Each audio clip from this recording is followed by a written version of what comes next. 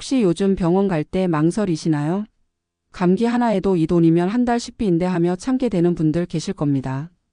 평생 집 한 채 마련하겠다고 허리띠 졸라매고 퇴직하고 나면 그래도 연금이 있으니 최소한 걱정은 없을 줄 알았는데요. 막상 은퇴 3년 차에 접어드니 가장 무서운 건 집값이 아니라 병원비더라고요. 요즘 시니어 분들 사이에서 자주 들리는 말이 있습니다. 연금으로는 생활은 되는데 병원비는 못 막는다는 말. 생필품 값은 줄여도 견딜 수 있지만 건강은 한번 무너지면 그대로 삶의 질이 무너져 버립니다. 하지만 문제는 그 병원비가 예상보다 훨씬 크다는 거죠. 서울 강서구에 사는 71세 김용수 씨는 퇴직 후 한데 이제 좀 쉬어도 되겠다는 안도감 속에 지냈습니다. 공기업에서 35년간 근무했고 퇴직금 1억 8천만 원에 국민연금과 사적연금까지 합치면 한 달에 약 280만 원가량이 들어옵니다. 물론 호화로운 생활은 어렵지만 적당히 쓰면 괜찮을 거라 생각했습니다. 문제는 퇴직 2년 차에 갑자기 찾아온 허리 통증이었습니다. 처음엔 간단한 물리치료와 약물치료로 버티려 했지만 병은 오래 기다려주지 않았습니다. 결국 디스크 수술을 받게 됐고 입원 기간 포함 총 진료비가 약 850만 원.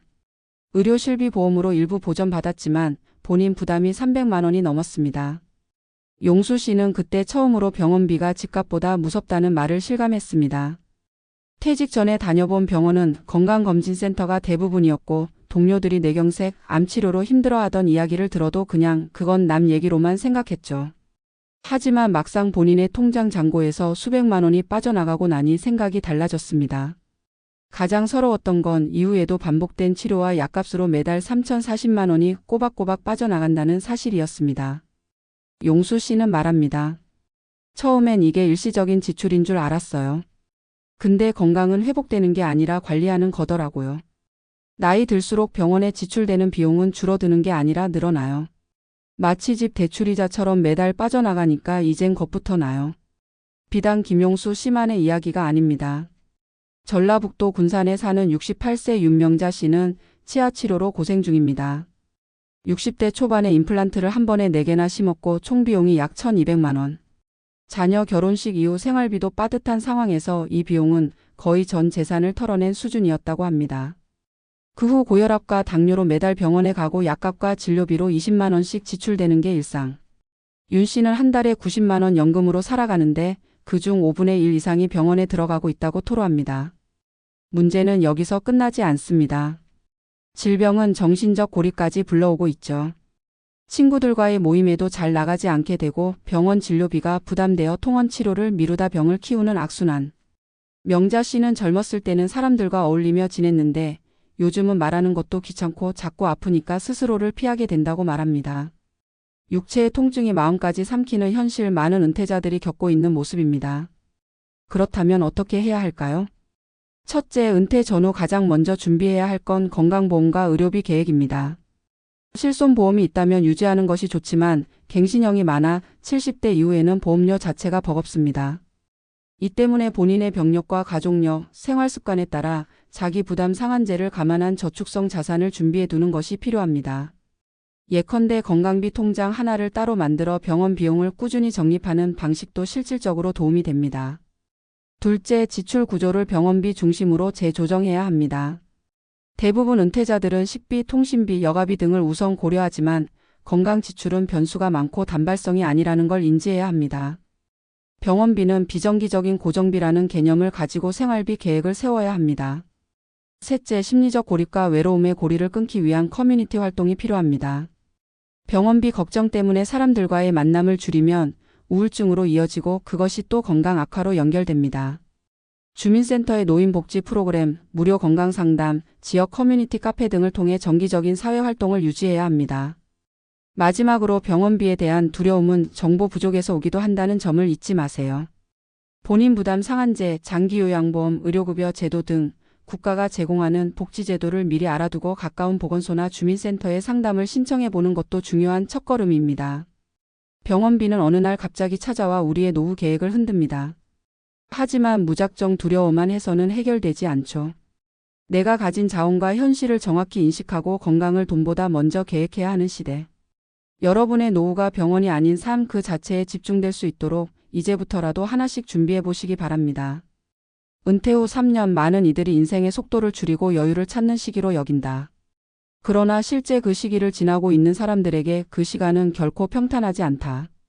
시간이 많아진 대신 통장은 점점 얇아지고 평소엔 잘 느끼지 못했던 건강의 균열이 일상 곳곳에서 드러나기 시작한다. 그러다 어느 날 병원에서 건네받은 진료비 고지서를 마주하게 되면 비로소 깨닫는다. 이제부터의 삶에서 가장 무서운 것은 집값이 아니라 병원비라는 사실을. 퇴직 후 처음 몇 년간은 아직 버틸 만하다는 안도감이 든다. 퇴직금 일부를 예금으로 묶어두고 국민연금과 혹시 있다면 사적연금으로 한 달 생활비 정도는 꾸릴 수 있기 때문이다. 하지만 고정적인 수입이 없다는 사실은 생각보다 빨리 현실의 무게로 다가온다. 생활비는 줄이면 된다지만 건강 문제는 줄인다고 줄어드는 것이 아니기 때문이다. 병원 한번 다녀오고 나면 통장 잔고가 훅 깎여나가고 약 타는 날이면 약값만으로도 한숨이 절로 나온다. 정작 은퇴 전에는 미처 생각하지 못했던 부분이다. 젊을 때는 건강을 잃는다는 게 막연한 불안이었지만 은퇴 후에는 그것이 실제로 내 인생에 개입해오는 문제로 변한다. 그리고 그 건강을 회복하거나 유지하기 위해 드는 비용은 상상 이상이다. 실제 많은 은퇴자들이 이런 의료비 부담으로 인해 심리적 고통을 호소한다. 병원에 가는 것이 두려워지고 병을 초기에 진단하지 못해 상태가 악화되는 경우도 잦다. 반복적인 통원 치료와 검사, 약물 치료 그리고 때때로 갑작스러운 수술까지. 단지 몸이 아픈 것을 넘어 돈 걱정과 외로움까지 겹치며 건강 문제는 삶 전반을 잠식해간다. 특히 은퇴자가 혼자 거주하는 경우에는 상황이 더 심각하다. 병원에 동행할 사람도 갑자기 몸이 아팠을 때 연락할 사람도 마땅치 않다. 결국 병원에 가지 않게 되고 병을 키우게 되는 악순환에 빠진다. 여기에 더해 병원비는 고정 지출이 아니기에 그 파급력은 더욱 크다. 생활비는 예측이 가능하지만 병원비는 예측이 어렵고 금액도 천차만별이다. 작은 통증 하나로 시작된 진료가 생각지도 못한 고비용 치료로 이어지고 보험으로 보전되지 않는 항목은 결국 본인이 감당해야 한다. 매달 들어오는 연금 중 병원비로만 수십만 원이 나가고 나면 식비와 관리비, 기타 생활비를 조절해야 한다. 그렇게 줄이고 또 줄이다 보면 삶의 질은 급격히 낮아지고 이로 인한 스트레스는 다시 건강을 위협하게 된다. 더 큰 문제는 이런 상황이 한두 해 일시적 현상이 아니라는 점이다. 은퇴 후 건강은 회복의 개념보다 관리의 개념으로 접근해야 하기에 병원비는 일회성 비용이 아닌 장기적 지출 항목으로 봐야 한다. 하지만 대부분의 사람들은 이런 사실을 은퇴한 후에야 깨닫는다. 은퇴 준비라 하면 주로 주거나 연금, 여행 같은 항목에 초점을 맞추다 보니 정작 삶의 기반을 흔드는 병원비 문제는 후순위로 밀려나기 일쑤다. 결국 그 대가는 은퇴자의 몸과 마음이 고스란히 떠안게 된다. 건강보험과 실손보험이 어느 정도 방어선 역할을 하긴 하지만 고령이 될수록 보험료 부담이 커지고 갱신 과정에서 조건이 불리해지는 경우도 많다. 더군다나 경제적으로 여유롭지 않은 은퇴자에게는 높은 보험료 자체가 또 다른 부담이다. 그렇기에 은퇴 전부터 병원비를 포함한 건강 관련 지출을 생활비 항목으로 분리해 구체적으로 계획하는 것이 중요하다. 예를 들어 병원비 전용 통장을 만들어 매달 일정 금액을 저축하거나 장기요양보험이나 정부의 지원 제도를 미리 알아두는 것만으로도 위기의 순간 대응력을 높일 수 있다. 한편 병원비는 단순히 금전적 문제에 그치지 않는다. 그것은 은퇴자의 자존감과 인간관계, 심리적 안정성에도 깊은 영향을 미친다. 친구들과의 모임을 피하고 병원비 걱정에 자식에게 손을 벌리지 않으려 고립을 택하는 경우도 많다. 그런 선택들은 결국 삶의 활력을 떨어뜨리고 다시 건강을 악화시키는 요인이 된다. 결국 병원비를 걱정하다 사람을 잃고 마음을 잃고 삶의 의욕을 잃게 되는 것이다. 이제는 은퇴 후 삶의 키워드를 다시 써야 할 때다. 집, 여행, 취미, 손주 돌보기 같은 낭만적인 그림도 좋지만 그 앞에 반드시 건강과 의료비라는 현실을 덧붙여야 한다. 아무리 좋은 집도 아파서 누워 있으면 감흥이 없다. 아무리 좋은 풍경도 고혈압 약 한 알을 걱정하며 걷는다면 진정한 여유로 다가오지 않는다. 노후의 삶은 결국 버티는 것이 아니라 살아가는 것이어야 한다.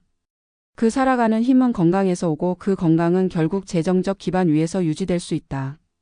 병원비는 어느 날 갑자기 생각보다 큰 파도처럼 몰려온다. 그것이 집값만큼의 무게로 다가올 수 있다는 걸 우리는 이제 직시해야 한다. 그렇기에 단지 지금 아프지 않다고 안심하지 말고 내일을 대비하는 지혜를 가져야 한다. 병원비 앞에서 초라해지지 않으려면 지금부터라도 준비해야 한다. 노후를 위한 가장 현명한 투자, 그 첫 걸음은 건강을 향한 재정 계획에서 시작된다. 그리고 그 계획은 단지 숫자의 계산이 아니라 내 삶의 품격을 지키기 위한 다짐이 되어야 한다.